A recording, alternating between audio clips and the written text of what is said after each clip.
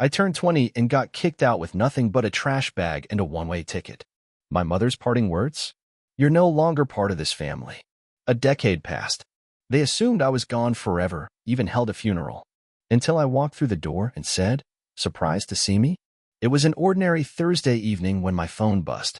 I was halfway through folding laundry in my tiny apartment on the south side of St. Louis, the local news humming quietly from the TV. I almost ignored the notification. It was from Facebook Messenger. And let's be honest, who still uses that anymore? But then I saw the name, Shayla Boone. I hadn't heard that name in over a decade. My old high school friend, the girl who once snuck me out to late-night bonfire parties behind the soccer field. My thumb hovered over the message Curiosity one. Her message was short. Hey, is this really you? Thought you were dead. I blinked at the screen assuming she'd mixed me up with someone else. But then I scrolled down and saw the screenshot she'd attached. A Facebook post. Black and white photo of me at 16. Below it in bold letters.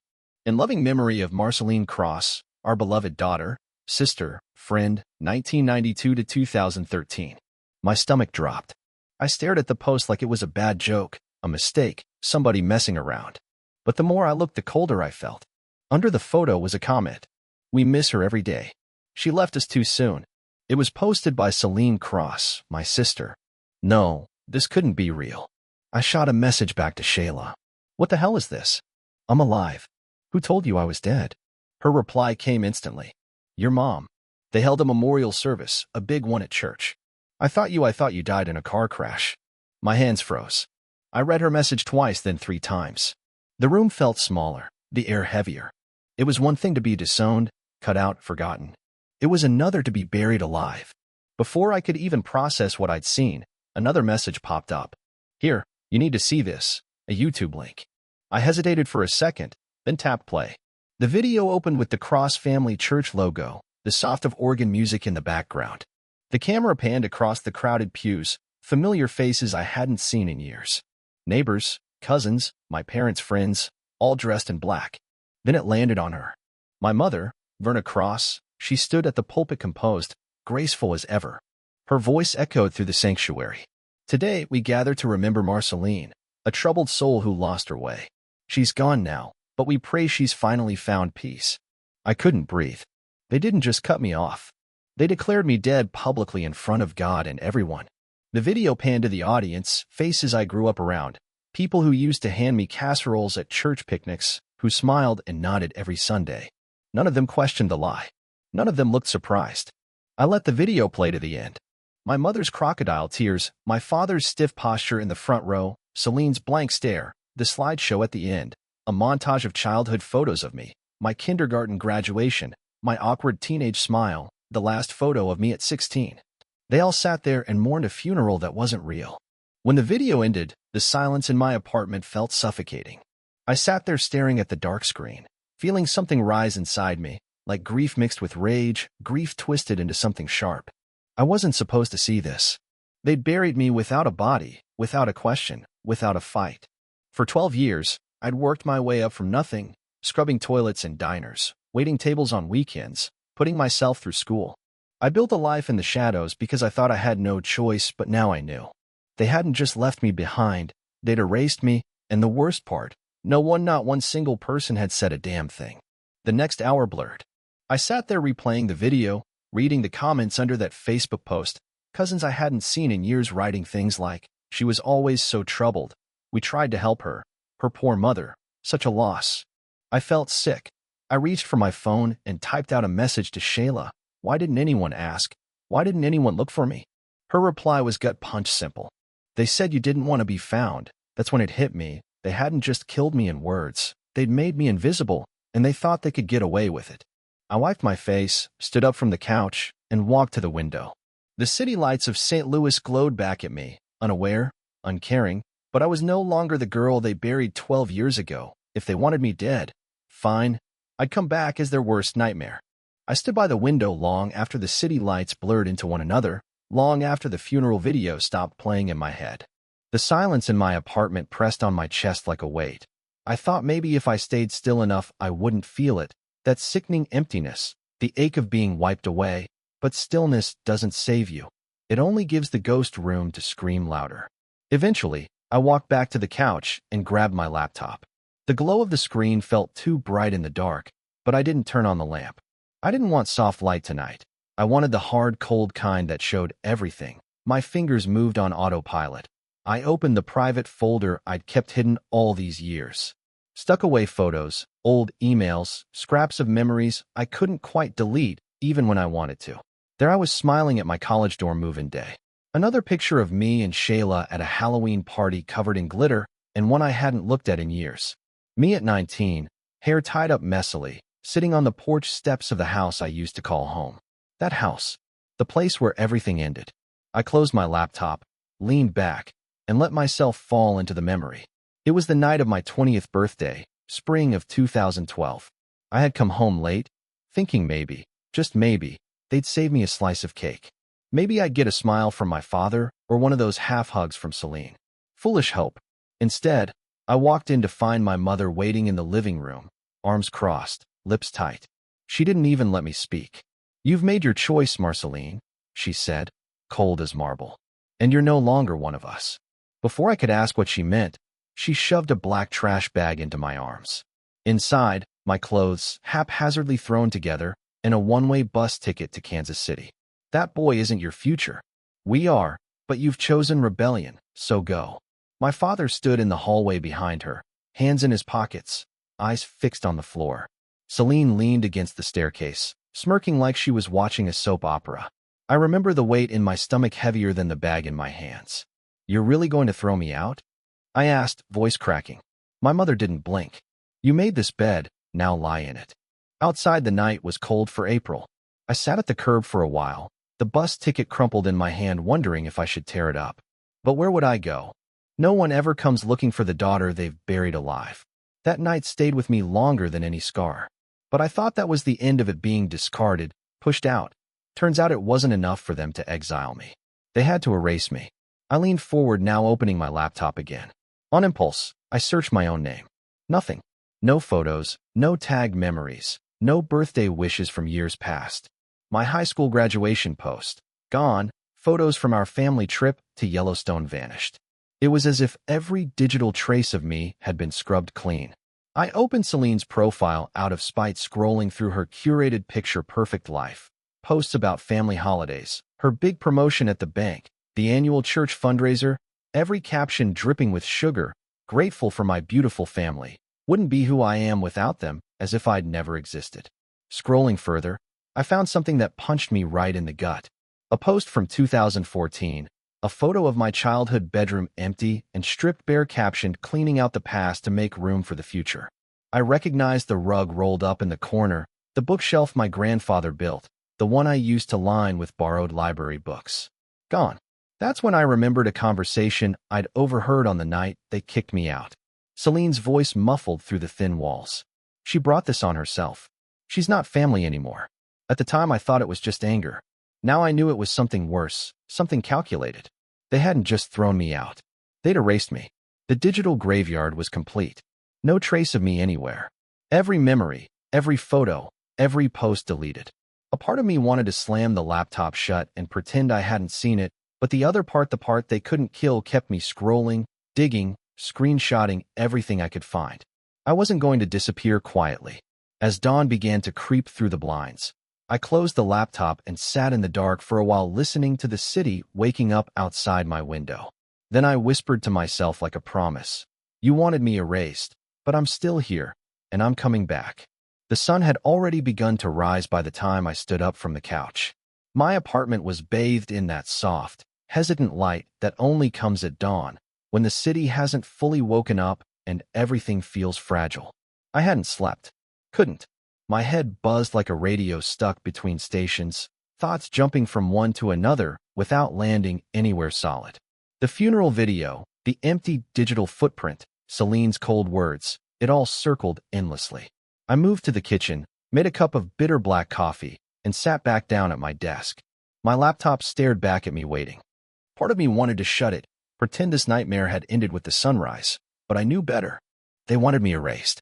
I was about to show them how badly they'd failed. Without thinking, I opened an old folder buried deep in my files, documents I hadn't touched in years. Bills, contracts, loan applications, rejection letters, a trail of my life back when I was building it from scratch. That's when I saw it. A loan application from 2018 denied. The reason stared back at me like a slap in the face. Applicant listed as deceased. My stomach dropped. This wasn't a mistake. This was paperwork murder. I scrolled back through other letters, emails, old tax documents. 3 times over the years I'd been flagged as deceased in records. It had made no sense back then. I assumed clerical error, shrugged it off because I was too busy surviving to question it. But now knowing what I knew, it wasn't a glitch, it was intentional. I grabbed my coat without thinking, left the coffee half finished on the table. The early morning chill of St. Louis hit my face as I stepped outside. The streets were still quiet, city buses just starting their routes. By the time I reached City Hall, the building had only just opened. A clerk at the records desk greeted me with a bored smile asking how she could help. "I need a copy of a death certificate," I said. She raised an eyebrow. "A family member?" I swallowed. "Mine." The clerk blinked but didn't ask questions. She typed my name into the system, fingers clicking quickly against the keyboard. A minute later, she frowned then glanced up at me. "It says here you passed away in 2013. I felt like the floor cracked beneath me. She printed the document without hesitation and slid it across the counter. There it was, my name, my birth date, my supposed date of death, signed and filed by none other than Verna Cross, my mother, the cause of death, accidental, vehicular. The lie, neat and official, stamped with the city seal. I walked out of City Hall holding a copy of my own death certificate, the paper burning against my fingers. It wasn't until I reached the sidewalk that the second punch hit me. The inheritance? Back when my grandmother passed, she'd left something for me. A small trust fund. Something massive, but enough to start fresh. I tried to claim it when I was 21, but the lawyer had told me there was no mention of me in the records, that everything had gone to Verna and Celine. I hadn't thought much of it back then. I assumed my grandmother changed her will, or maybe my mother made sure I was written out. But now I marched straight to the law office I hadn't set foot in for over a decade. Same gray walls, same stiff chairs, same receptionist with the same tired smile. The lawyer, Mr. Aldridge, barely remembered me at first, but when I told him my name and asked to revisit my grandmother's case, something shifted behind his eyes. "You know," he said, adjusting his glasses, "I always thought it was odd. You were supposed to be listed, but your mother provided proof of your death when the estate was processed." He pulled up the old files. There it was again. My death certificate used to legally remove me from the will. They hadn't just declared me dead. They'd stolen everything I was supposed to inherit, all because to them I was better off erased. I left the law office with copies of the documents tucked under my arm, my mind moving faster than my feet as I walked back to my apartment. By the time I stepped inside, the city was fully awake. The morning sun glaring through my blinds like it wanted to expose everything I'd uncovered. I laid the documents on my dining table, my death certificate, the loan rejection, the inheritance file, evidence, proof of what they'd done. They'd killed me on paper, but I was still here, and I was done letting them write the story. I took out my phone, opened the airline app, and booked a one-way ticket back to St. Louis. It was time to face the family who buried me alive. The plane touched down in St. Louis just before noon, the wheels rattling hard against the runway as if even the ground was reluctant to welcome me back. As I walked through the airport terminal, I kept my head low, sunglasses hiding the storm brewing behind my eyes. I hadn't set foot in this city in over a decade, but somehow everything felt exactly the same and nothing did. I rented a car at the curbside, the clerk barely glancing at me when I handed over my ID. I drove through the streets I once knew like the back of my hand, the skyline of the city looming in the distance sharp against the clear blue sky. It wasn't until I turned onto Kingsbury Avenue that my hands started trembling on the wheel. There it was, the old church, the place where they'd held my funeral. The Cross family church hadn't changed, same red brick exterior, same white steeple scraping the sky. For a moment, I slowed the car, staring at the front steps where I used to sit after Sunday school, waiting for my father to finish small talk with the congregation. Now those steps were stained with a memory I couldn't scrub clean. I didn't stop. I kept driving past the familiar corner store, past the park where I used to sneak cigarettes behind the bleachers until finally, inevitably, I turned onto my childhood street. The Cross family house sat quietly at the end of the block. Same manicured lawn, same white shutters, the same rose bushes my mother pruned every Saturday morning, except now it felt like a tomb. I slowed but didn't park just enough to let my gaze linger on the front door. The one I used to walk through every day without realizing how quickly it could close behind me forever. As I drove past, memories pushed their way to the surface like unwelcome guests. It was late at night, the night Verna threw me out. I'd been standing in the living room holding that ridiculous black trash bag. My father across from me, Harlan Cross, the man who used to tuck me in with bedtime stories about brave girls who fought monsters. That night, he couldn't even meet my eyes, Harlan. My mother barked at him, her voice sharp, cutting, "Say something to your daughter." He didn't. He stood there like a statue staring at the floor, shoulders hunched as if he'd shrink into nothing if he stayed still enough. I remember the taste of copper in my mouth, a panic rising like bile. "Dad," I whispered, hoping, begging for him to step in. "Stop this madness." He shook his head. "Your mother's right," he said quietly, voice hollow. "You've made your choice. That choice cost me everything." The memory faded as I pulled into the parking lot of a small motel off Delmar Boulevard. I didn't want to stay anywhere too close to their world. The motel clerk barely looked up when I paid for 2 nights in cash. Once in my room, I dropped my bag on the bed and collapsed into the chair by the window, staring blankly at the afternoon traffic crawling past. The past wouldn't leave me alone, so I stopped trying to outrun it. I reached for my old phone, the one I hadn't used in years but still kept tucked in a drawer for reasons I couldn't explain. I powered it up, the battery barely clinging to life. I sifted through old voicemails, old texts, deleted folders. That's when I found them. A folder I didn't remember saving, messages from my father, unsent drafts, never delivered. "I don't know if you'll ever read this. Your mother, she's not making this easy. I wanted to call you on your birthday. I should have stopped her." Each message felt like a knife carving into old scars. He tried, but not enough. In my email drafts, there were letters, awkward, clumsy apologies typed out, but never sent. Letters that stopped short of taking responsibility. "Your mother thinks I shouldn't talk to you. She says it's for the best.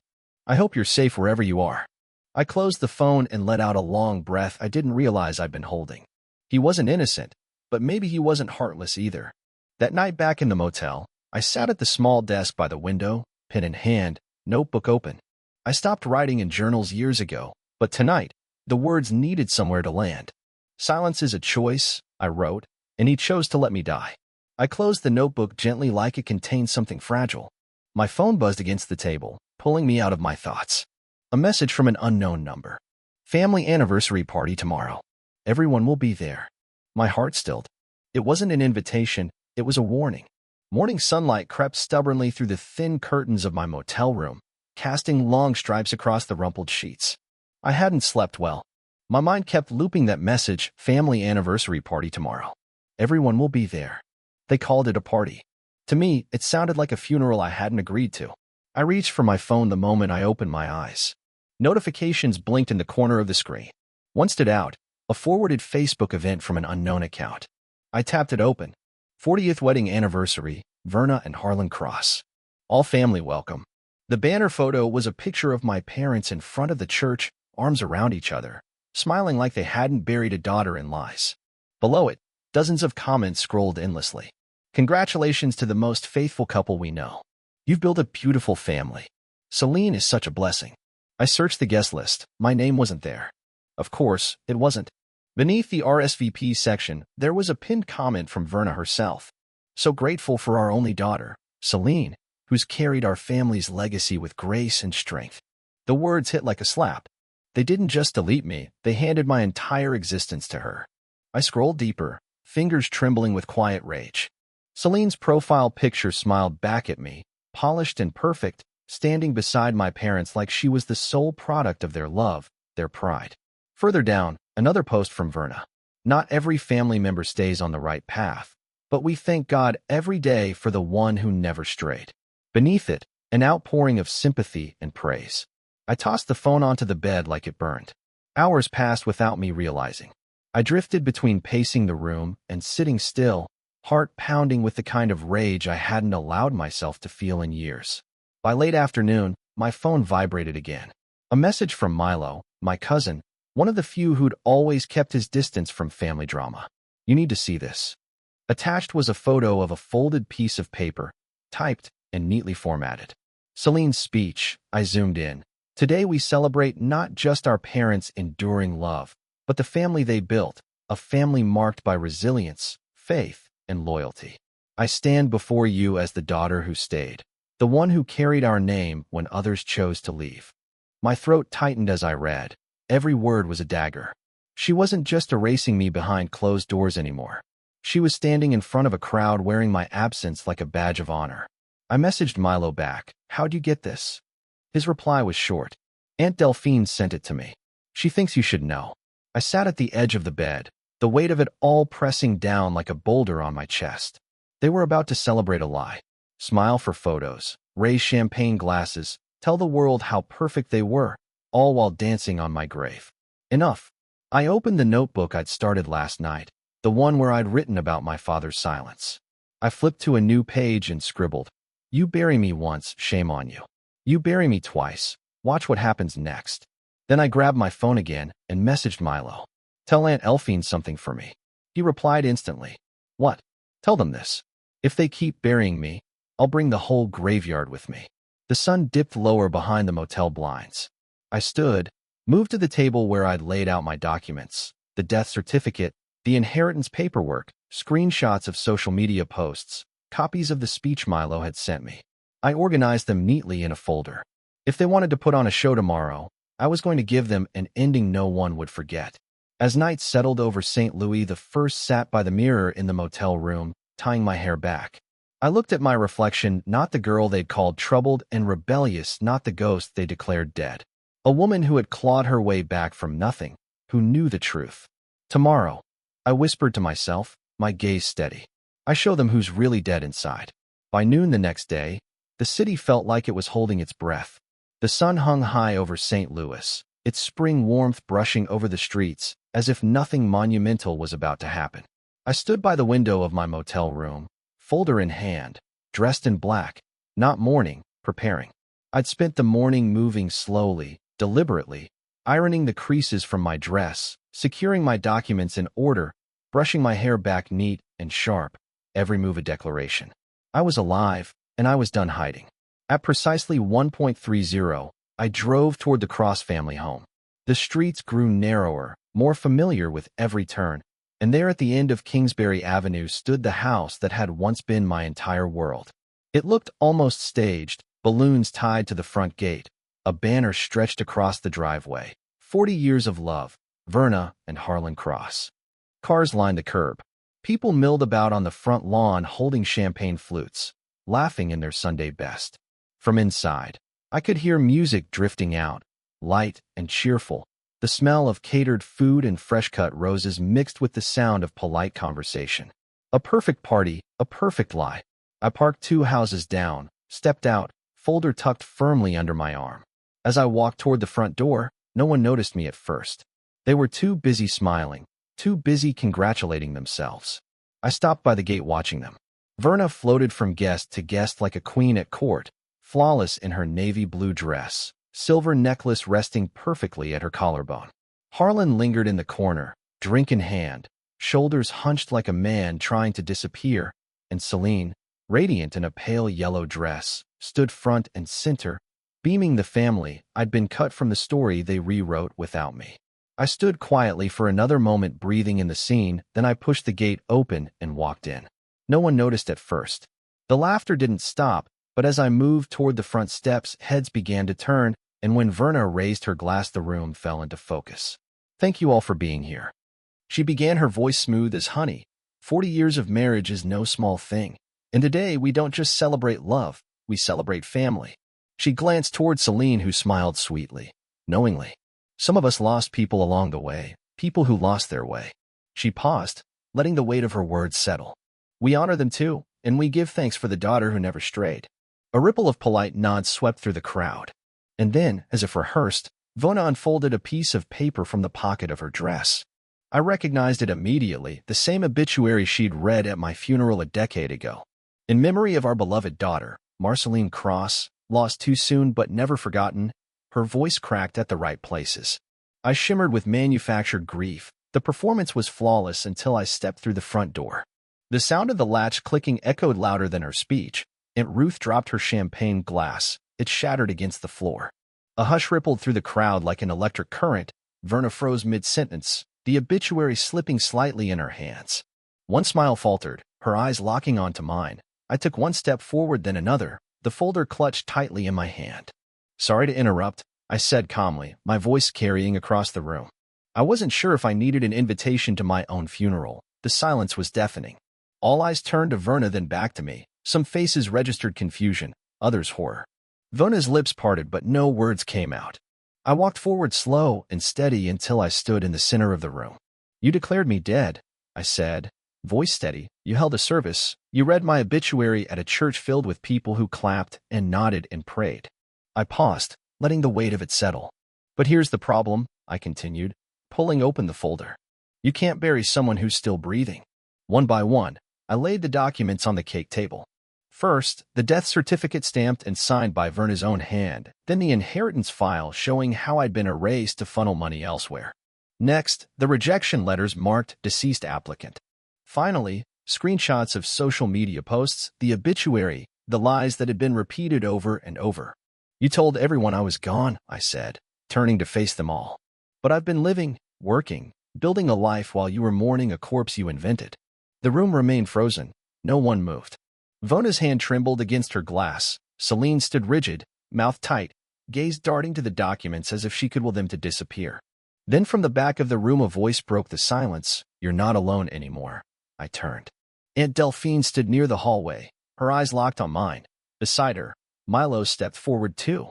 A fracture began to split the room, clear and visible. Some faces turned toward Verna in doubt, others looked away in shame. The ghosts weren't staying buried. The family was about to split wide open. The silence that followed Aunt Delphine's words didn't last long. It cracked like thin glass under the weight of too many whispers, gasps rippling through the crowd. I could feel the room shifting, eyes darting between me and Verna, mouths half open in disbelief. Someone near the cake table muttered, "Is that really her?" Another voice, lower, more hesitant, "She's supposed to be dead." The murmur grew louder, rolling across the room like a wave ready to crash. Verna tightened her grip on her champagne glass. Her lips pressed into a line, so thin it almost disappeared. Celine's stare hadn't left me. She looked like she'd swallowed glass, rigid, sharp, ready to cut. Aunt Delphine stepped forward, her heels clicking against the polished floor, the sound slicing through the tension. "I've stayed quiet long enough," she said, voice steady but strained. "It's true, Marceline's alive. She's been alive all these years, and we've all been part of a lie." A ripple of movement near the back of the room, some guests shaking their heads, others exchanging frantic glances. Verna's eyes snapped toward Delphine. "Sit down," she hissed, sharp enough to slice skin. But Delphine didn't flinch. "I won't." Next to her, Milo straightened, his gaze locked on Celine. "You did this," he said, voice louder now. "You helped them erase her. You sat back while they buried your own sister and called it righteousness." Celine's jaw clenched. "You don't know what you're talking about, don't I?" Milo shot back. "I was there the night they cleaned out her room. You acted like she never existed." The crowd shifted again, this time with a noticeable divide. Some family members moved closer to Delphine and Milo. Others drew tighter around Verna and Celine like soldiers readying for battle. Verna regained her poise like it was a second skin. She raised her chin, her voice slicing through the noise. "You want to talk about family?" she snapped. "Family doesn't betray their blood. Family doesn't abandon everything we stood for and come crawling back just to destroy what's left." I met her gaze without blinking. "You destroyed it yourself the day you decided I was easier to bury than to love?" The room erupted, voices overlapping. People arguing in corners, some already heading for the door. Years of polite smiles and Sunday prayers unraveling in real time. Celine stepped forward, her eyes burning. "You're only here to ruin everything. You always were the problem, Marceline." My fingers tightened around the folder in my hand. "No, Celine, the problem is that you believed your lies so long you thought no one would ever question them." I glanced at the crowd, some avoiding my gaze, others nodding quietly. "You erased me," I continued, voice cutting cleanly through the noise, "but I rebuilt myself. Without you, without any of this." I laid the folder down on the table next to the half-eaten anniversary cake. "I didn't come here for your approval. I came here to bury your lies." A few family members clapped, hesitant but real. Others shook their heads, muttering beneath their breath. Verna's face remained carved from stone. Celine's eyes shimmered, not with tears, but rage. Then Verna leaned toward Celine, her words barely audible but sharp enough to slice. "If she wants a war," Verna whispered, her gaze still pinned on me, "we'll give her one." And just like that, I knew. The real battle hadn't started yet. The next morning felt too quiet. I sat at Aunt Delphine's kitchen table, a chipped coffee mug warming my hands, the air thick with tension. The curtains were half drawn, letting in the soft light of a cloudy St. Louis morning. Outside, birds chirped like the world hadn't cracked open the night before. Delphine stood at the stove stirring oatmeal she probably had no intention of eating. Milo sat across from me, scrolling through his phone but not really reading. None of us spoke at first. There wasn't much left to say. Finally, Delphine broke the silence. They're not going to let it end like this. I nodded. I know. Milo glanced up. You ready? I took a deep breath. More than ready. The phone on the counter buzzed. Delphine checked it and turned the screen toward me. A message from one of our cousins. Family meeting today. 3 p.m. at the house. Mom says everyone's expected. A meeting? Of course, they'd call a meeting. You can't sweep a funeral crasher under the rug without a proper counsel. I set my coffee mug down. Let's give them the funeral they deserve. The hours leading up to it crawled by, but somehow by the time I stood again in front of the Cross family home that afternoon, it felt like I'd blinked and arrived. No balloons this time. No champagne. Just a driveway full of parked cars and heavy silence hanging over the lawn. Inside, the living room was packed. Verna sat stiffly in her armchair like a queen in exile. Celine stood beside her, arms crossed, jaw tight. Harlan occupied the farthest corner of the room. I trained on the floor. Aunts, uncles, cousins, everyone was there waiting. The door clicked shut behind me. No one smiled. Verna's voice sliced through the room first. Let's get this over with. I stayed standing. I wasn't here to sit politely. You want to talk? I said, voice even. Fine. Let's talk. Delphine took a seat near the fireplace. Milo hovered by the doorway. Celine spoke next, her tone brittle. You've humiliated this family enough. I met her gaze without blinking. No, Celine, you've humiliated yourselves the moment you decided to erase me. The conversation spiraled quickly after that. Verna pointed a trembling hand at me. You always wanted to tear this family apart. You've done it now. You tore it apart the day you signed my death certificate. I shot back, pulling out a copy and laying it on the coffee table like a weapon. You decided it was easier to kill me on paper than face who I really was. The room stirred. I reached into my folder, laying out document after document. The inheritance paperwork rerouted to Celine's account, the loan rejections marked deceased, the social media posts, the obituary read in church-like scripture. You didn't just cut me out. I said you rewrote the entire story. All I shifted to Verna. She remained silent, then from the corner Harlan's voice broke the tension. I knew. The words fell like a brick in the middle of the room. Verna whipped her head toward him. Harlan, don't. He didn't look at her. His eyes stayed on me.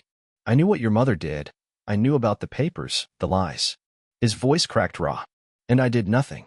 He finally looked up, voice breaking. I was a coward. No one spoke.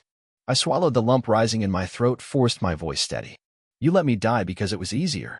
Harlan nodded, once a broken man. I took a step forward, letting my eyes sweep across the room. Enough of this. I didn't come back to be forgiven. I came back to finish this. I reached for the last document in my folder, a formal legal complaint stamped and signed. I filed charges, I said clearly, voice ringing through the room. Fraud, falsifying government records, inheritance theft. Gasps erupted. Someone whispered, she's serious. I wasn't finished. And tomorrow, I added, a journalist from the Post will be publishing the whole story, every lie, every document. You wanted to bury me? Now the whole world will know how you did it. Verna's face drained of color. Celine's lips parted, no sound coming out. Around the room, family members shifted uncomfortably, some standing, some turning away. Verna sank back into her chair like the air had been knocked out of her. Celine, face flushed, spun on her heel and stormed toward the door. Before she reached it, I spoke one last time. This isn't the funeral you planned. She stopped. But it's the one you deserve. 1 week later, the streets of St. Louis felt quieter. I sat on the edge of my new apartment's balcony, coffee in hand, staring out at the skyline I'd once thought I'd never see again. The war was over, but the echoes of it still hummed under my skin. The fallout had been swift. Verna lost everything that mattered to her. Not the money that was untouched by the law, but the thing she valued more, the image. The church revoked her leadership roles. Her friends stopped calling. The community that had once hung on her every word now crossed the street to avoid her. Celine didn't fare much better. She took a leave from her job a day after the family meeting. The whispers in her workplace became unavoidable. The Cross family name used to mean something here. Now admit betrayal, Marlon moved out of the house 2 days after I left. No fanfare, no goodbye, he left behind only a message forwarded to me by Delphine. I failed you. There were no victors, just survivors. I took a slow breath, letting the morning air cool my lungs, and thought back to that family meeting. The day everything cracked open, it hadn't felt like winning, but it felt like the truth. That afternoon, I'd walked out of the Cross home and gone straight to the courthouse. The charges I filed against Verna hadn't earned her jail time, forgery and fraud. Yes, but the law has a funny way of treating family crimes. She paid a hefty fine. Was ordered to complete 200 hours of community service, but the real punishment wasn't legal. It was the empty pews at church on Sunday, the friends who stopped answering her calls, the names she couldn't clean. And me, I kept my promise. I told the whole world what they did. A month after the meeting, I launched the first episode of my podcast, The Girl They Buried Alive. I spoke into the mic in my small living room, voice steady but raw. I didn't just tell my story, I laid it bare. Every document, every lie, every silence. The download started slowly. Then the messages came. Strangers from Ohio, California, Texas, women, men, people who'd been erased by their own families, each of them carrying their own scars, their own ghosts. Some nights I sat up reading their emails until the sun came up. I wasn't the only one. One evening, Milo came by with a bottle of wine and Delphine trailing behind him, holding a pie she baked herself. We sat around my tiny kitchen table, no speeches, no apologies, just laughter and long silences that didn't feel heavy anymore. At one point, Milo raised his glass and said quietly to the ones who stayed, Delphine added, and the ones who came back. We ate, we laughed, we let the wounds breathe. Later that night, I stood by my window looking out at the city lights. It wasn't the family I was born into, but it was the family I chose, and somehow that felt better. As dawn began to color the sky, I stepped out onto the balcony, letting the cool breeze brush against my skin. They tried to bury me, but I learned something about things buried deep. They don't stay quiet, they grow back stronger. I smiled faintly and whispered to myself, not for them, but for me. They buried me once, but I grew back. Before I close this chapter for good, I want to leave you with something. If there's one thing I've learned from this journey, it's this: family doesn't always mean protection. Sometimes the people who are supposed to love you the most are the ones who will bury you first, whether in silence, in shame, or in lies. But your worth is not defined by who abandons you. You are not the names they call you, the stories they rewrite, or the doors they slam shut behind you. You are who you decide to become when no one is clapping for you. I stood back up because I realized something powerful. No one can write your obituary but you. And sometimes, the only way to heal is to stand in the ashes of what they tried to burn and say, I'm still here.